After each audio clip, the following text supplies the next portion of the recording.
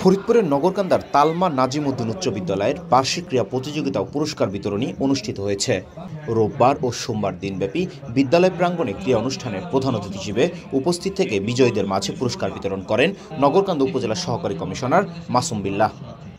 এ সময় অন্যান্যদের মধ্যে উপস্থিত ছিলেন উপজেলা একাডেমিক সুপারভাইজার ইরা গোস্বামী, বিদ্যালয়ের প্রধান শিক্ষক আসাদুজ্জামান চৌধুরী মুন্নু, নগরকান্দা প্রেস ক্লাবের সভাপতি শওকত আলী শরীফ, বিদ্যালয়ের সিনিয়র শিক্ষক ও উপজেলা জামাতের আমির মাওলানা সোহরাব হোসেন সহ বিদ্যালয়ের শিক্ষক, শিক্ষার্থী ও অভিভাবকবৃন্দ এ সময় উপস্থিত ছিলেন। পরে বিজয়ীদের মাঝে পুরস্কার বিতরণ করা হয়।